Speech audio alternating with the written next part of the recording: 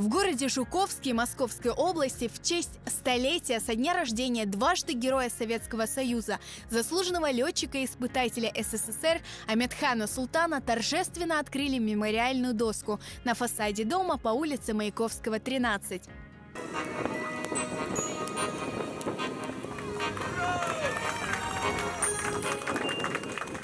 В этом доме с 1958 по 1971 годы жил летчик АС.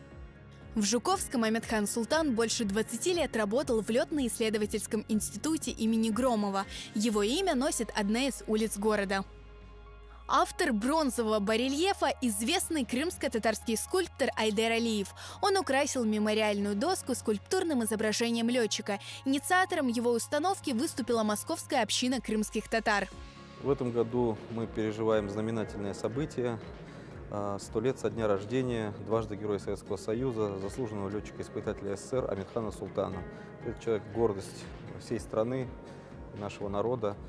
Соответственно, мы приняли решение, Московская община крымских татар, как увековечить его имя, как поучаствовать в этих идея, предложенная об установлении мемориальной доски на доме, где он жил, всецело была поддержана старейшинами нашей общины, активом, и мы нашими силами изготовили бронзовую мемориальную доску. Почетным гостем мероприятия стала внучка легендарного летчика Вероника Амедхан. В нем также приняли участие представители дагестанской и крымско-татарской диаспоры и глава города Жуковский. Сегодня в городе поистину знаменательный день.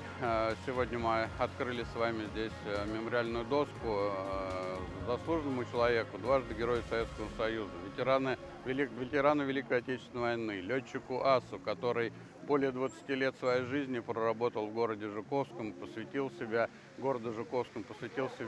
авиации, испытанию самолетом. Память о нем в сердцах горожан, в сердцах наших заслуженных летчиков, в сердцах всех наших авиаторов и градообразующих предприятиях навечно останется в наших сердцах. И открытие такой доски – это одно из значимых мероприятий для того, чтобы мы нашему молодому поколению могли показать, какие люди жили в городе, работали, чтобы они помнили о тех геройских поступках, которые совершили, о том мирном небе, которое они нам подарили. Среди гостей коллеги Амедхана Султана, которые работали вместе с ним. Они вспоминают летчика как мужественного и бесстрашного, но в то же время жизнелюбивого и веселого. С Амедханом Султаном я, конечно, был знаком, потому что мы работали в одно время в летно-исследовательском институте. В это время проводились исследования влияния невесомости. Впервые в мире для этих исследований был подготовлен большой пассажирский самолет Ту-104. И Амедхан Султан управлял этим самолетом как первый летчик, как первый пилот. Неоднократно, много раз мы летали с ним, можно сказать, вместе. Что он был удивительно энергетически как-то насыщенный человек. Он был наполнен энергией сильной, мощной. И в то же время, когда рядом с ним находился, чувствовалось, что он делится этой энергией, что ты заряжаешься от него. Он был очень отзывчивый человек. Если что-то спрашивать, он тут же отвечал, но крайне лаконично и очень точно к тому, что ты хотел от него услышать. Это был человек необычайно приятный. На мероприятие пришли и те, кто не был знаком с Амедханом Султаном лично, но был наслышан о его подвигах не только в небе, но и на земле.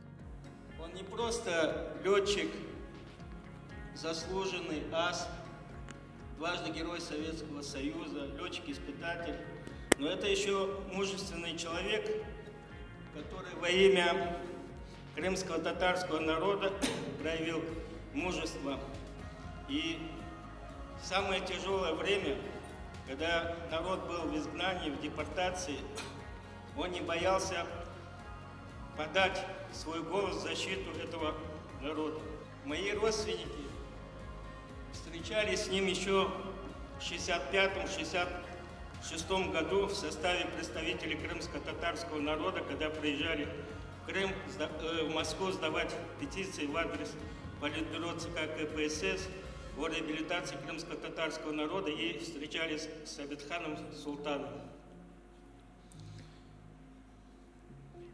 Я хотел бы сказать, что это человек, который сделал все, что мог для своего народа.